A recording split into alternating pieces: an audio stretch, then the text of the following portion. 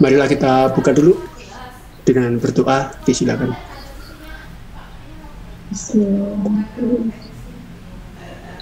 Ya, cukup.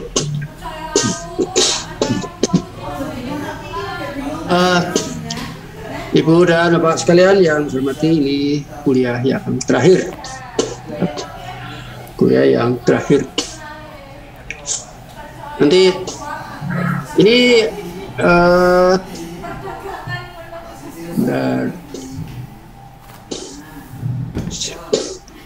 yang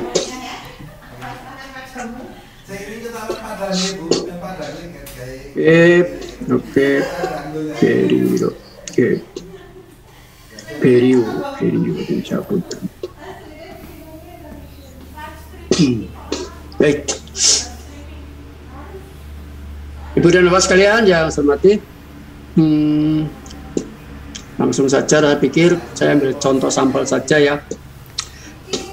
Saya mencoba dari dari sampel dari Ibu dan Bapak sekalian. Sekarang saya baru akan saya buka ya. Saya coba dari Ibu Kasni. Ibu Kasni sudah mengirimkan? Begini saja, Ibu dan Bapak sekalian, saya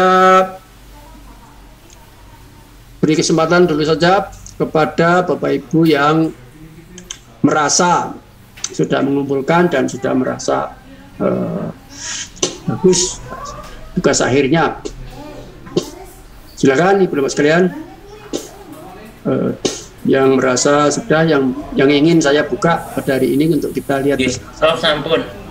Siapa? Ari Susandi. Ari Susandi. Saya cek.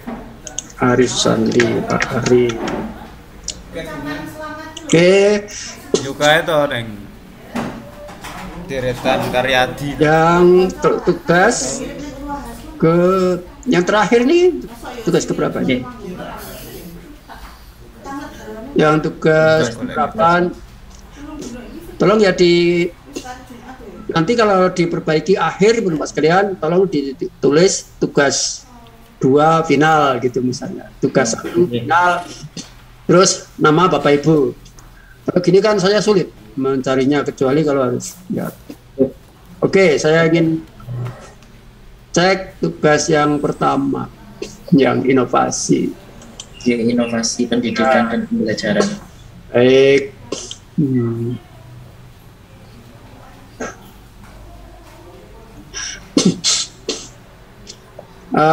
Sekarang akan saya share screen.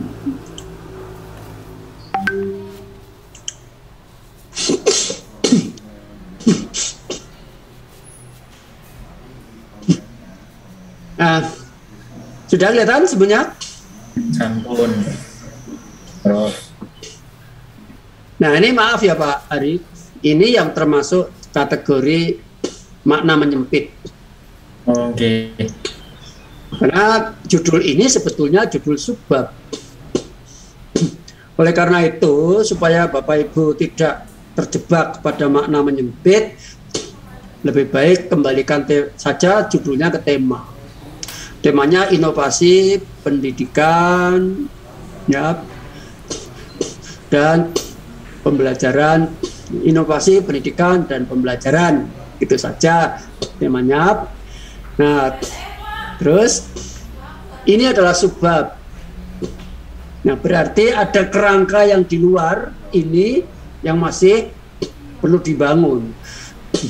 Dan itu yang menurut saya merasa penting. Karena itu inovasi nanti akan kelihatan struktur bangunannya. Masih ada waktu 1 minggu untuk diperbaiki, dan terserah tekniknya nanti gimana memperbaiki. Bisa judulnya ini dirubah yang sudah memuat, atau ini diboyong menjadi subbabnya. Misalnya temanya semua nggak sama, nggak apa-apa, gitu. Inovasi pendidikan dan pembelajaran, ya, umpamanya seperti itu ya. Karena ya saya memberikan keleluasaan dan kemerdekaan, tapi ternyata dampaknya atau implikasinya adalah menjadi penyempitan makna, walaupun seluruh karya ilmiah itu ada dua macam, yaitu perluasan makna dan penyempitan makna, pasti. Nah, penyempitan makna itu apa? Penyempitan makna itu ujung-ujungnya ke contoh. Nah, perluasan makna itu ujung-ujungnya ke teori, kan begitu. Nah, ini baik. Sekarang akan saya lihat. Mari akan kita lihat bersama, coba. Ya. Jadi, apalagi ini S3 ya. Jadi menyempitnya makna itu selaras dengan PC yang saya katakan kurang cukup atau tidak cukup. Nah, tidak cukup. Dari penampakan sekilas Jet ini itu cuma 7 halaman. Nah, 7 halaman itu nggak sepadan saya mau membaca. Ya, nah itu makanya saya sekarang ambil sampel saja gitu. Nah, saya nggak bisa melihat secara keseluruhan. Ya, berarti kalau ini 7 halaman ya pas lah masuk ke chapter atau bab C misalnya, ya bab C, bab A. Nah, mulai dari judul, nah, sebetulnya kalau penelitian kan rumusan masalah. Tapi kalau ini kalau ini karya ilmiah namanya referensial, ya kita mulai dari judul nggak apa-apa. Gitu. Walaupun secara karya ilmiah nggak benar ya. Judul itu kan hanya representasi dari persoalan atau rumusan masalah. Nah, jadi ya harapannya ini filsafat sekali lagi lebih tinggi dari kualitatif, lebih tinggi dari kuantitatif. Ya, ya kalau bisa, kalau ada perjalanan ide, apakah itu mengembang atau menyempit, ya semut lah. Semut itu halus, lembut. Ya, halus atau lembut. Nah, kalau langsung dikenakan kepada judul ini kan ya orang menjadi mencari-cari inovasi itu apa, inovasi pendidikan yang bagaimana. Kenapa di Indonesia langsung ya, di luar negeri gimana? Pertanyaannya gitu kan? Ya, jangan-jangan di Indonesia inovasinya kurang pergaulan. Ya itu kan pertanyaan-pertanyaan yang ekstensial, makna perluasan, ya, yang ada di situ. Gitu.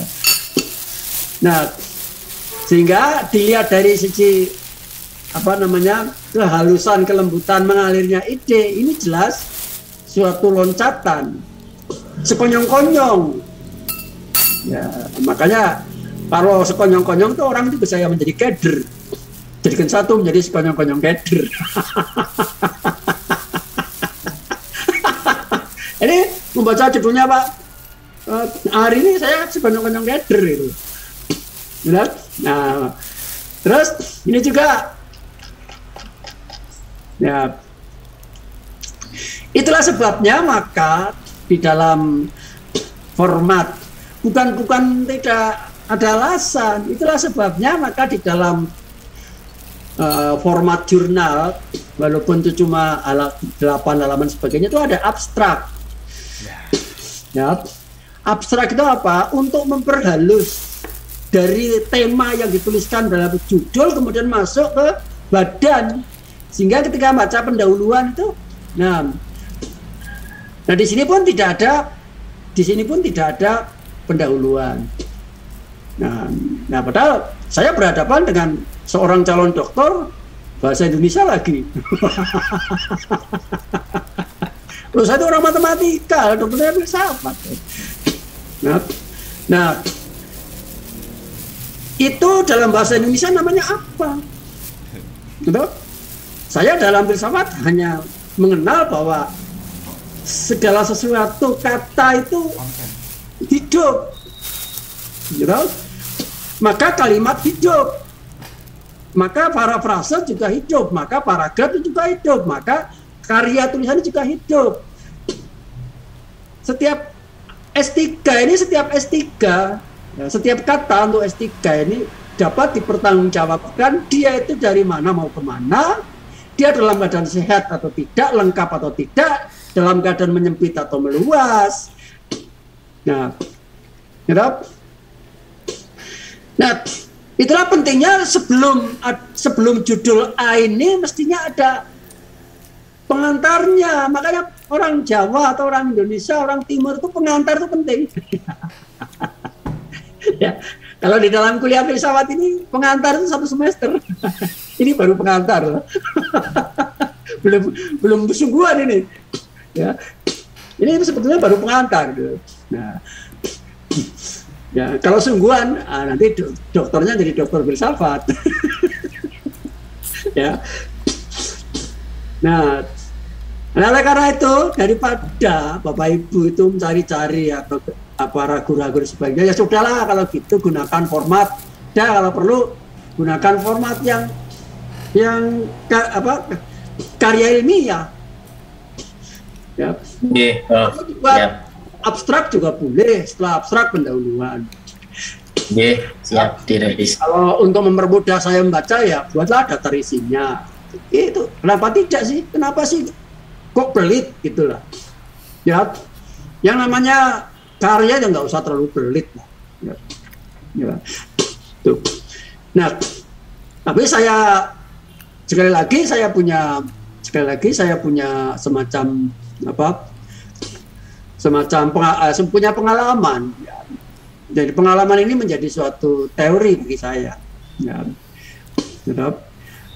Pengalaman menjadi teori bagi saya. Bentar, saya ingin oke. Jadi sebetulnya bukan masalah bisa dan tidak bisa. Sebetulnya yang saya ulangi lagi, mungkin minggu yang lalu sudah. Sebetulnya adalah seberapa jauh Bapak Ibu sempat atau bisa meluangkan waktu. Itu sebetulnya. Nah, saya punya semacam kesimpulan. Ya, ini tentu mau kalau ada ditindaklanjuti untuk penelitian psikologi atau penelitian filsafat juga bisa. Gitu? Bahwa kecerdasan itu selaras atau terkait dengan waktu. Ya, seberapa banyak kita mampu memanage meluangkan waktu. Maka ya jelaslah kalau Bapak Ibu meluangkan waktunya lebih, tentu karyanya lebih bagus, hasilnya lebih baik. Dan kalau dibudayakan, dibiasakan, ya, kalau dibudayakan dan dibiasakan, baik, berikutnya baik, berikutnya baik, berikutnya baik. Nah, jadilah orang cerdas. Ya, tapi kalau Bapak Ibu tidak meluangkan waktu atau waktunya itu manajemennya kurang bagus, ya whatever lah, apalah kegiatan Bapak Ibu manajemennya kurang bagus sehingga kurang meluangkan waktu, akhirnya apa? Pekerjaannya kurang bagus, berikutnya kurang bagus, berikutnya kurang bagus, berikutnya kurang bagus, menjadilah terstigma menjadi orang yang kurang cerdas. Nah, ini saya ingin cerita pengalaman saya. Saya punya dosen senior saya dulu, ya, seorang matematikawan. Dia seorang matematikawan lebih hebat dari seorang matematikawan. Kemudian saya juga seorang pendidik, ya, hanya saja mungkin ya paradigmanya karena lama, jadi ya mungkin inovasinya masih. Tetapi lepas daripada itu, ya saya mengagumi beliau. Ini beliau sudah wafat, gitu. Saya mengagumi beliau karena ya orang awam mengatakan ya, beliau itu termasuk jenius, gitu ya. jenius, cerdas, ya, luar biasa. Nah, dia orang matematika, tetapi soal meneliti karya-karya ilmiah nggak ada yang mampu menandingi di UNJ ya. Bahkan orang bahasa sekalipun. Ya. Wow, sampai titik koma, kalimat, tanda kutip segala macam, ya, nggak ada yang menandingi. Nah, dan ya fenomena yang unik adalah TOEFL dia tuh 600 sekian, tapi melebihi dari TOEFL-nya dosen bahasa Inggris.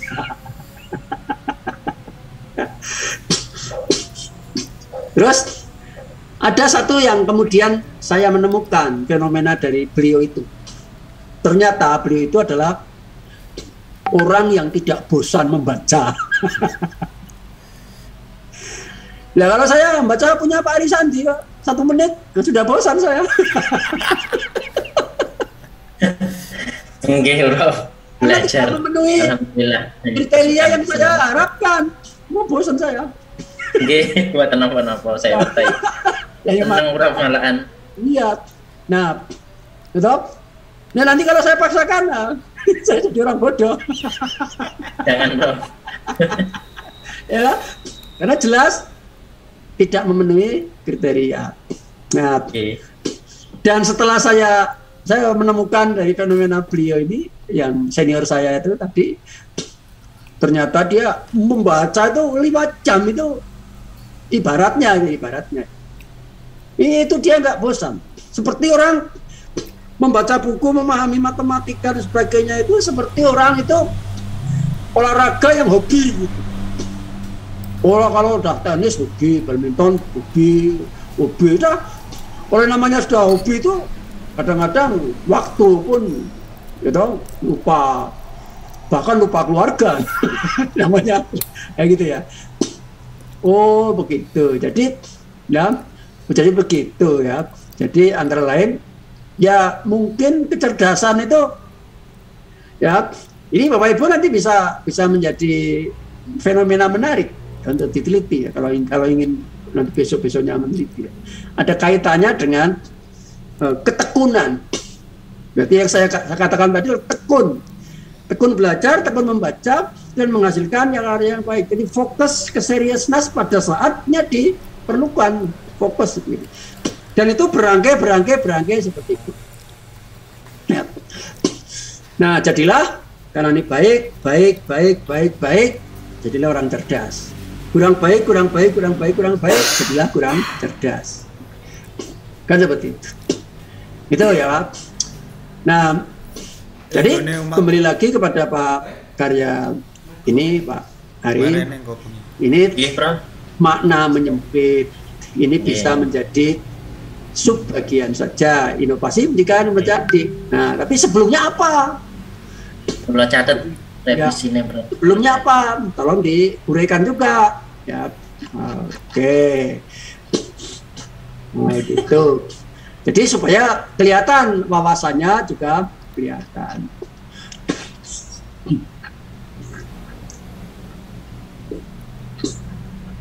Bah, saya melihat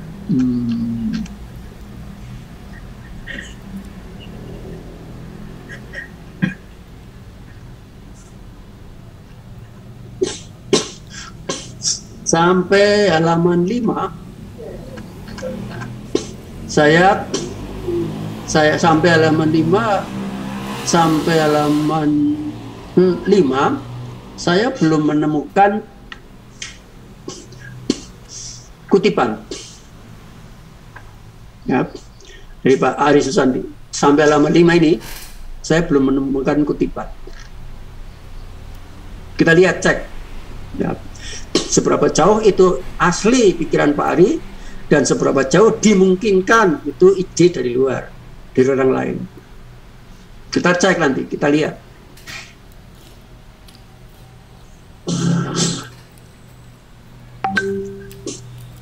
Coba Pak Ari yang 1-3 ini ide dari Pak Ari atau dari luar? Dari orang luar? Mengembangkan, Prof. Soalnya kemarin katanya Enggak, iya Mas. Enggak, saya tahu. Yang dimaksud mengembangkan itu artinya ini saja. 1, 2, 3 itu asli atau mengambil. Kan Prof, 50% pengembangan dari buku. Ya, saya tanya kalau begitu saya ambil 2 sekarang supaya jangan pakai persentase. Yang nomor 1 dan nomor 2 ini asli atau punya Pak Ari? Dengan pengembangan juga Prof, jadi bukan seluruhnya. Yang nomor 1 ini simak tulis ini istilah ini asli apa dari Pak Ari? Asli dari ini Prof, pengembangan dari buku begitu. Jadi bukan namanya 100% bukan asli. saya. Namanya bukan asli dari Pak Ari. Yang saya tanya itu asli atau ngambil dari adaptasi dari sana. Adaptasi Prof. Nah gitu loh. Pak Ari tadi sudah mengatakan ngambil dari buku. Berarti ini kan sebetulnya perlu yang namanya referensi. Nah, Pak Ari itu pengemban, ya, pengembang dan pengemban bahasa Indonesia. Ya. Okay. Dan seharusnya menjadi narasumber dari kita semua di kelas ini untuk menulis karya ilmiah yang paling baik sesuai dengan tata caranya. Nah, gitu seharusnya begitu. Ini yang lain juga yang bahasa. Ini sama-sama silakan digotong royong bersama-sama. Nah, oleh karena itu ini salah satu contoh. Nah, ada dua persoalan ide semacam ini. Yang pertama, apakah ide itu diadaptasi atau maksudnya adaptasi itu apa sih? Ya, mengambil. Kalau mengambil berarti ada sumbernya, 1. Yang kedua, apakah ini asli? Nah, Bapak Ibu yang kalau ingin asli, ingin melihat originalitasnya yang asli, itu adalah note of the day saya di Facebook. Ya, note of the day saya di Facebook itu asli itu. Saya tidak pernah copy paste atau apa. Kalau keluar ide ya saya tulis, nah, itu asli. Nah, maka ada dua pilihan. Bapak Ibu, kita itu membuat karya asli atau membuat karya yang menggunakan karya orang lain. Saya pernah membaca suatu yang tesis yang idenya asli. Tapi kemudian sekarang andai kata dari situ saya punya ide. Andai kata sekarang itu saya kembangkan yang asli tadi menjadi temuan yang novelty yang unik gitu. Misalnya begini, metode pembelajaran berorientasi kepada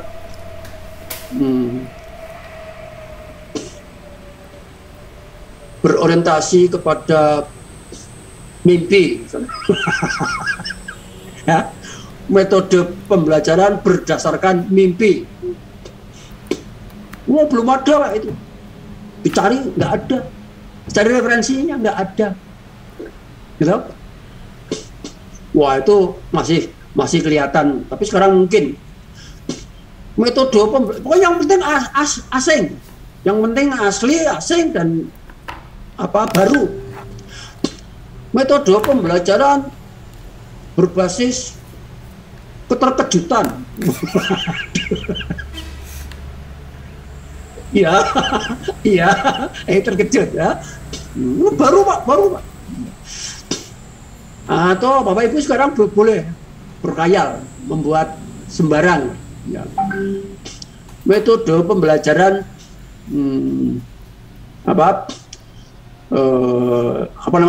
metode pembelajaran bahasa Indonesia berorientasi kepada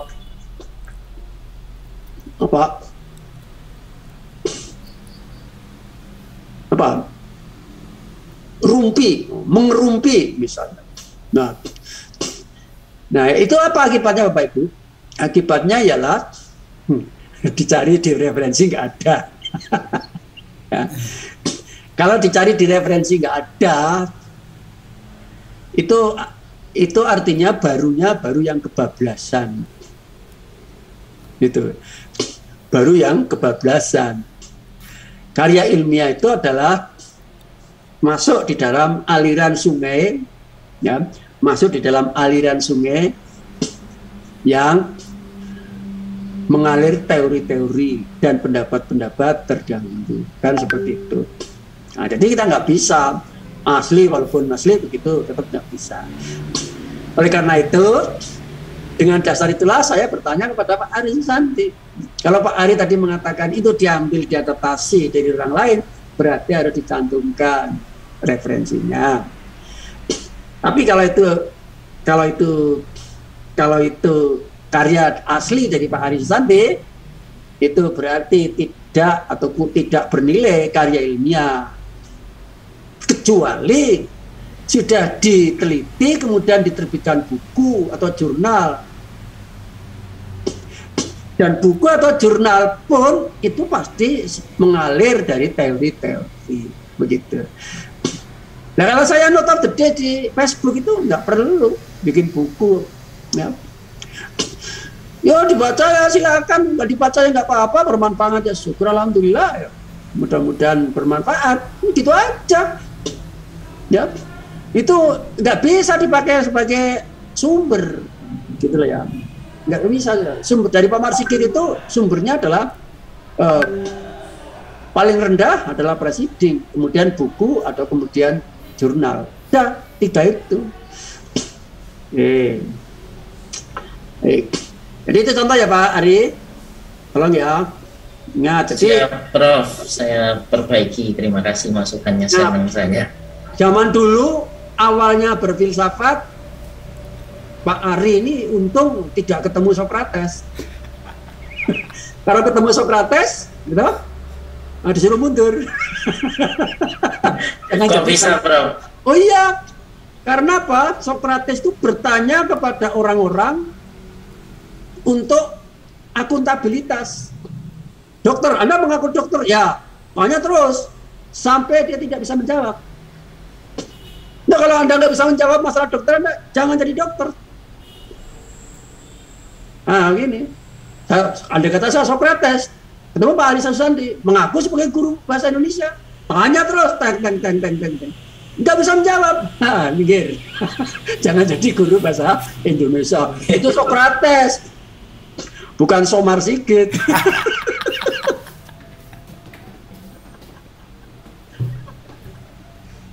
Dan itu semuanya, nggak cuma Pak Ari ada. Wahidullah, pasti semua tanpa kecuali. Dokter militer semua ditanya oleh Sokrates. Itulah awal filsafat, bertanya. Dan jawabannya itulah akuntabilitas. Nah, jawabannya itulah akuntabilitas. Bisa dipercaya nggak Anda sebagai seorang tentara? Ya, saya tanya begini, gimana kalau diserang? Ya, gimana kemudian ya, mengalahkan musuh dan seterusnya. Oh bagus, Anda tentara. Oke. Dokter juga begitu, guru agama juga begitu, ya. Guru bahasa Indonesia juga begitu, guru matematika juga begitu. Ditanya terus oleh Sokrates. Nah, silakan. Gitu. Nah, itulah kemudian dibukukan oleh Plato. Jadi yang menyebut filsuf, Sokrates filsuf itu bukan Sokratesnya, tapi orang lain, muridnya Plato. Gitu. Baik. Ini Pak Ari sudah cukup sih, sekian saja.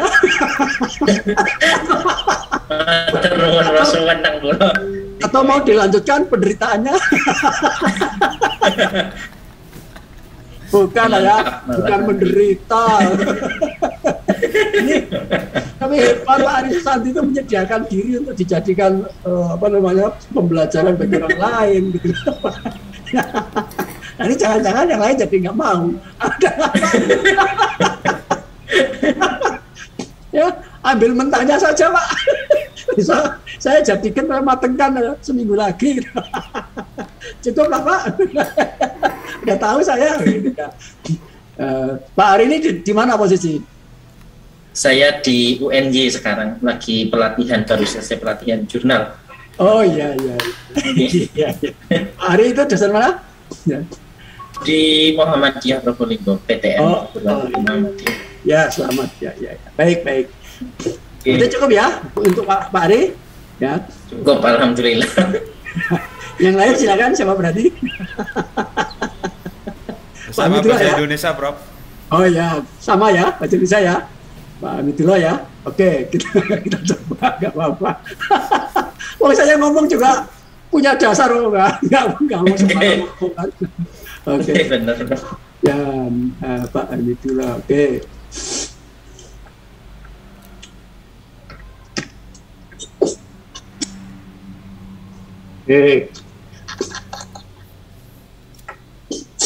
Inovasi, kemudian yang perkuliahan. Oke, sekarang yang inovasi.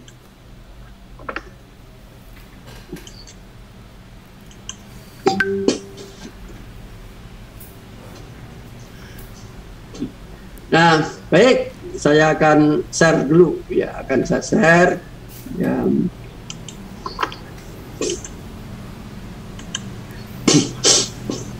Sudah kelihatan?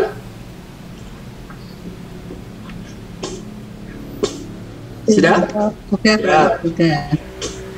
Pak Amitullah, jadi di dalam pikiran saya ini makna menyempit. Nah, saya nggak tahu istilah bahasa Indonesia baku, mana menyempit dan mana meluas. Saya kan hanya dari di origin, mencoba menggali hakikatnya gitu loh. Ya, mana meluas dan mana menyempit. Ada nggak di dalam bahasa Indonesia makna meluas dan makna menyempit itu? Nah, tolong itu masuk dalam kajian apa?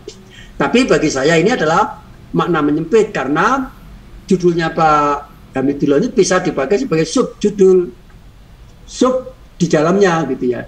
Temanya adalah inovasi pendidikan, ya, inovasi pendidikan bahasa Indonesia misalnya temanya.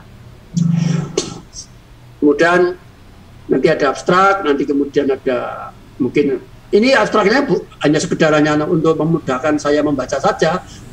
Kemudian ada pendahuluan, setelah pendahuluan terus ada subbab A, misalnya A besar, terus B besar, C besar ini misalnya. C besar ini judulnya inovasi pembelajaran bahasa Indonesia di sekolah dasar di era digital. Nah, itu maksudnya. Ini di sini isinya sudah SD dan digital gimana caranya gitu. Tapi saya kan mencari-cari apa sih pikiran dari Pak Hamidullah itu tentang inovasi pendidikan bahasa Indonesia itu yang mana gitu loh ya. Nah, kalau ada inovasi pendidikan bahasa Indonesia sekarang sebetulnya bahasa itu apa gitu. Bahasa itu apa, pendidikan bahasa itu apa, bagaimana konsep di negara-negara yang lain tentang pendidikan bahasa gitu. Bagaimana konsep? Nah, oleh karena itu kembali lagi ini ideologinya bahasa sebagai apa? Ya coba, ya Pak Ari coba bahasa itu apa Pak di SD itu?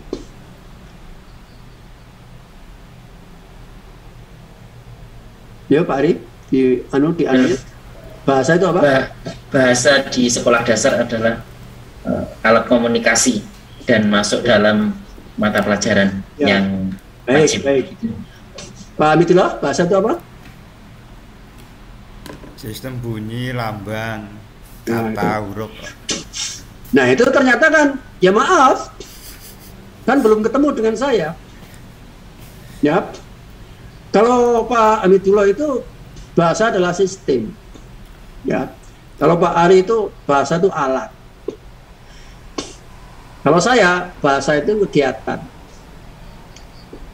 Nah, saya berangkat dari matematika saja berani.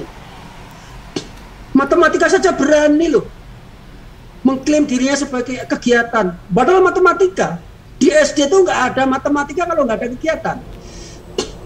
Ini baru bahasa loh Pak, belum agama.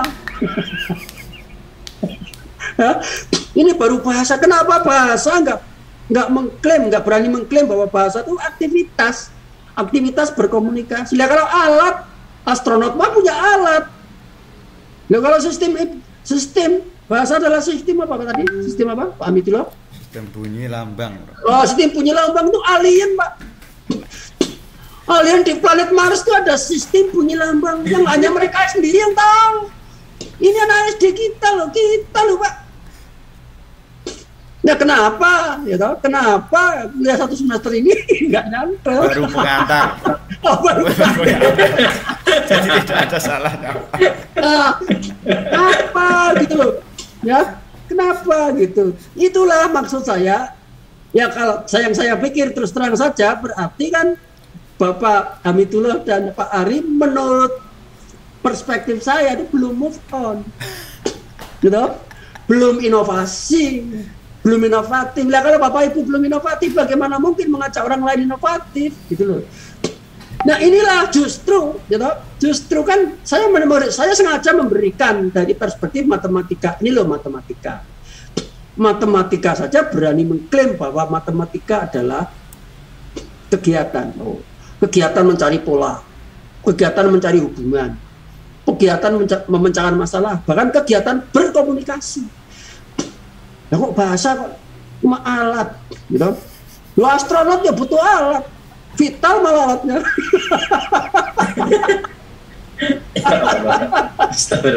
Ya iya, vital sekali. Astronot nggak menggunakan alat, wah jatuh dia.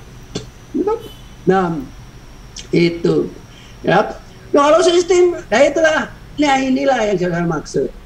Kan berarti ini introspeksi kepada Bapak Ibu yang bahasa Indonesia itu, Bapak Ibu calon dokter, atau ke-SD-an bahasa Indonesia, coba itu sangat strategik. Oh ya Pak Ari Sandi, saya ingin tanya, ini nggak apa-apa. Filsafat sekarang itu filsafat apa? Klasik, Prof. Nah, Pak Amitullah, sekarang ini filsafat apa? Kontemporer. Nah, itu. Bahasa, Bro, bahasa. Nah, inilah ya. Jadi inovasi itu tidak sekedar tidak ingat. Inovasi itu tidak sekedar tidak ingat. Ingat saja belum cukup, apalagi lupa. Mereka pernah ngomongkan, sekarang ini, abad yang lalu, sekarang dan yang akan datang, orang itu nggak bisa merubah, Pak. Ini filsafatnya Bapak, filsafatnya Pak Ari dan filsafatnya Pak Amitullah yang bahasa Indonesia. Sekarang ini filsafat bahasa, Pak, yang disebut sebagai filsafat analitik. Nanti tolong dicek di Google, filsafat analitik bunyinya apa? Ya kontemporer benar. Oh, filsafat sekarang Pak, bukan yang kemarin, benar. Filsafat. Ya, ini filsafat. Nah, jadi saya ingin menyadarkan pada orang-orang bahasa yang lain juga, kita semuanya itu, gitu, pelajarilah milik sendiri dulu, gitu. Pelajarilah, galilah, gitu. Ini kan sebetulnya menjadi suatu kebanggaan, gitu. Menjadi suatu kebanggaan, menjadi suatu landasan yang strong, yang kuat. Ya, baca di seluruh dunia filsafat. Ya, para filsuf abad yang lalu, 2 abad yang lalu sampai sekarang, itu namanya dikatakan filsafat bahasa atau analitik. Tapi karena orang bahasa nggak menyadari dan tidak merasa memiliki, direbut sama filsafat saintifik. Ya udah, perintahkan semua orang diajar menggunakan metode saintifik. Mana metode pembelajaran bahasa yang bisa dipakai untuk seluruhnya? Ini tanggung jawab bapak-bapak yang dari bahasa Indonesia itu. Ya itulah. Jadi kalau mau merenung yang sedalam-dalamnya, mau refleksi, ya, oh boleh menangis Pak.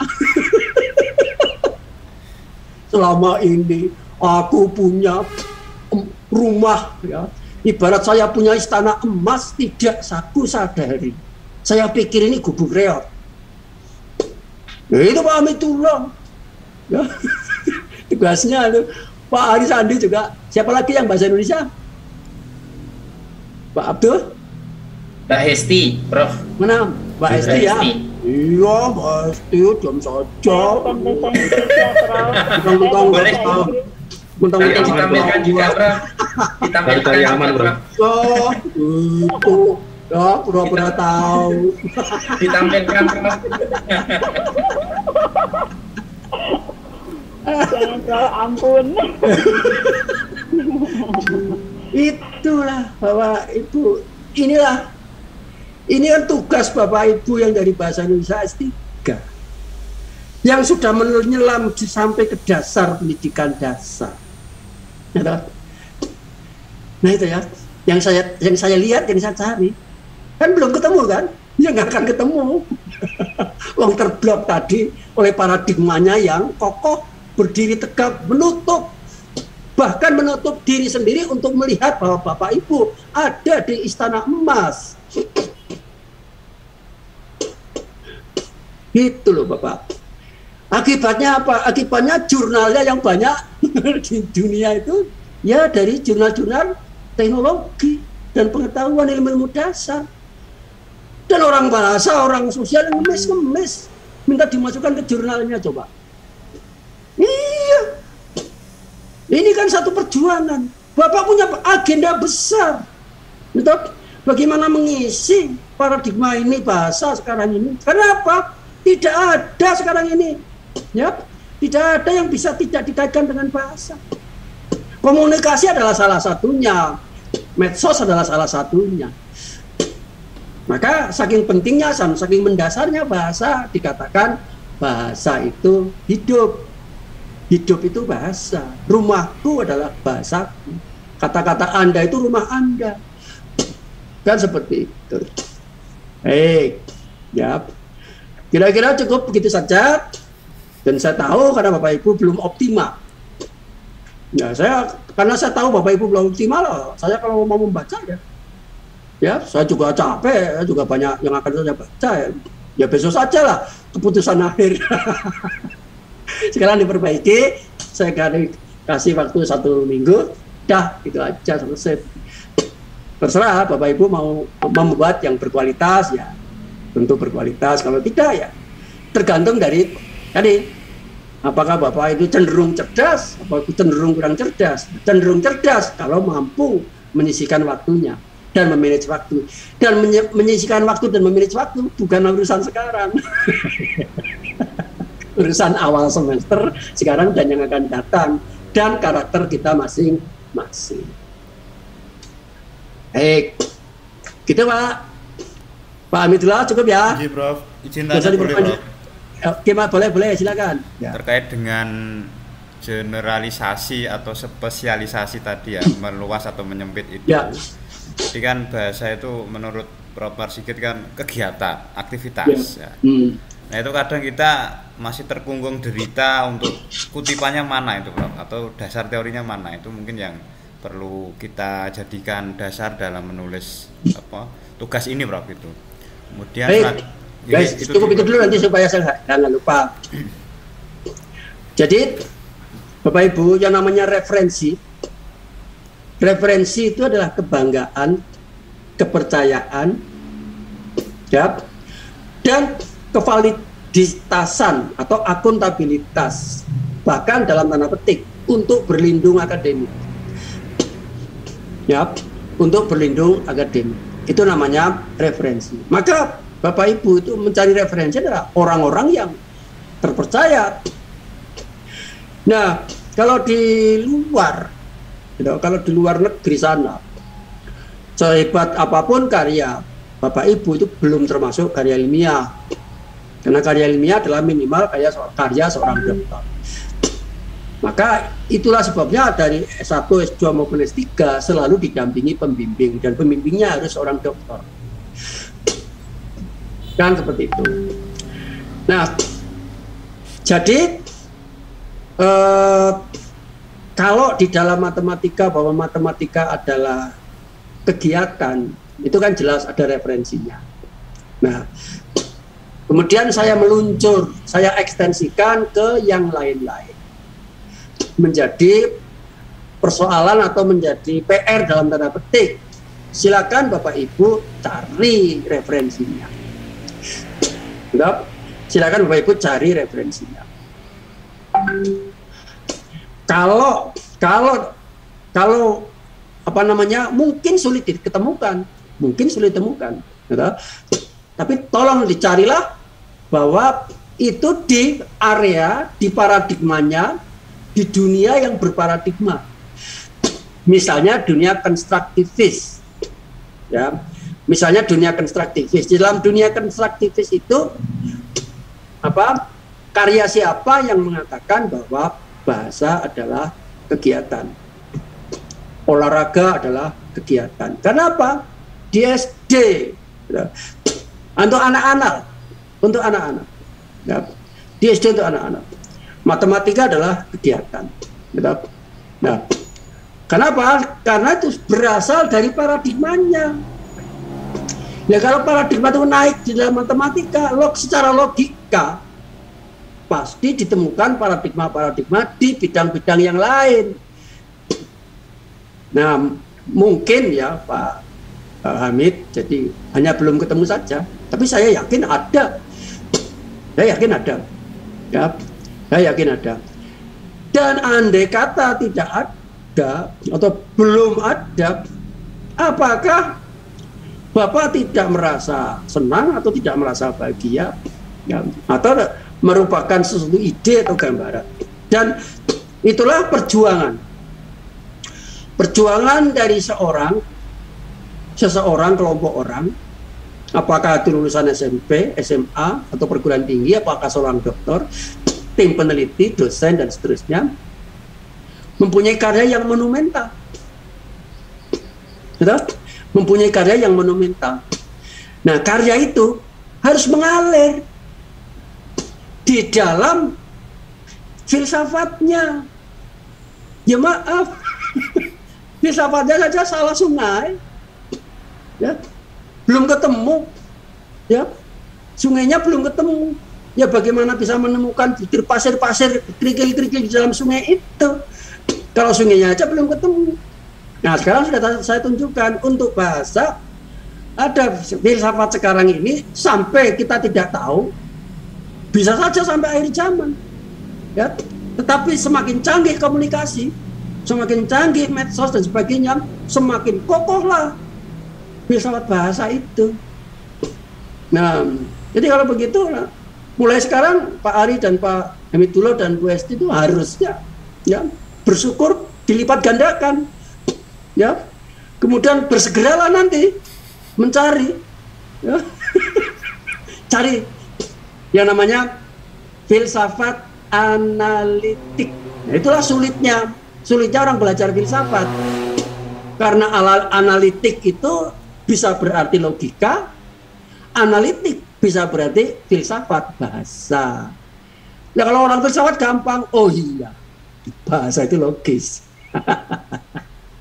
Ya, nah kalau bahasanya nggak logis, itu namanya apa? Soliloquy. Ya, dalam bahasa Inggris soliloquy, ya, berbicara sendiri yang tanpa pola. Ya. Baik, gitu Pak Hamidullah. Ada yang lain yang ingin ditayangkan? Cukup, begitu Bapak Ibu. Yang penting kita semua sudah paham dan saya juga paham, jadi sampai detik ini belum ada karya Bapak Ibu yang memenuhi harapan saya. Terus terang begitu. Tolong diperbaiki. Ya, sebagian TC tidak cukup, kemudian ada yang tidak relevan. Ya, tidak relevan itu karena tidak cukup dan makna yang menyempit tadi. Nah, solusinya makna yang menyempit itulah jadikanlah sebagai sub pokok bahasan gitu, atau subbahasan di dalamnya deh. Nanti berarti dan tidak usah pakai pembahasan dan kesimpulan, ya. Tidak usah pakai pembahasan dan kesimpulan. Ya. Ini hanya kesepakatan saya saja dan Bapak Ibu. Ya. Bukan pedoman umum, bukan. Ya. Ya, karena apa? Saya lebih suka membaca abstraknya. Ya. Lebih abstrak itu kan semacam ditaruh di muka supaya semacam kesimpulan tapi ditaruh di muka gitu ya. Abstraknya itu seperti itu. Ya, nah gitu. Jadi kalau di dalam filsafat tuh nggak ada yang namanya kesimpulan itu bersifat komprehensif, pasti mengalami reduksi. Nah di dalam filsafat tuh setiap kalimat itu kesimpulan. Ya, setiap kata dan kalimat itu bisa berarti kesimpulan. Bagaimana kita mau menyimpulkan kemudian membuang yang satu dengan yang lain dan sebagainya. Nah, mungkin dalam bahasa ini Pak Amidullah dan Pak Ari dan Bu Esti itu kasanah daripada mungkin mencari ide, gagasan sebagainya. Silakan saya lebih lanjut itu teknik dan metodologi pembelajaran bahasa gitu. Oke, siapa lagi? Cukup? Saya pikir waktunya cukup. Nah, gitu saja Pak Ibu, saya beri waktu 1 minggu untuk, karena sekarang lagi Rabu ya, saya minta tanggal 21 lah ya, tanggal 21 hari Selasa semua sudah dikirim pada saya, dan tolong ditulis.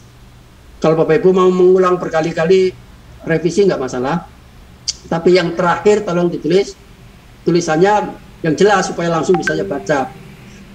Tugas 1 ya, final misalnya Ari Susanti, ya, tugas 1 final Hamidullah Iqdam gitu. Jadi nama itu jangan terlalu panjang sehingga saya sulit membacanya. Nama pada yang terhormat Bapak Mas Sigit, perkenankanlah saya ingin mengirimkan tugas dengan judul yang insya Allah nanti Jawa, nanti orang Jawa bro. Ini nama file itu orang Jawa. Ya saya kan kebingungan nanti dikira kurang sopan. Ya enggak, tugas itu antara dalih gitu. Ya, itu dalih itu. Wah, nanti kalau saya ngirimkan Bapak nggak sopan, Pak. Nanti kalau ngirim tugas lewat WA, Pak, nggak sopan. Ini hati-hati sekarang ini banyak orang berdalih ya. Baik. Itu aja ya Pak Ibu, saya minta maaf kalau ada kekurangan dan ada kesalahannya.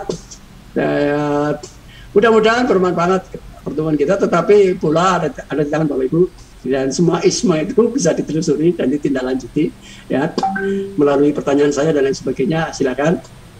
Tapi saya Bapak Ibu kalau menyadari saya punya metode kuliah ini menggunakan 2 cermin.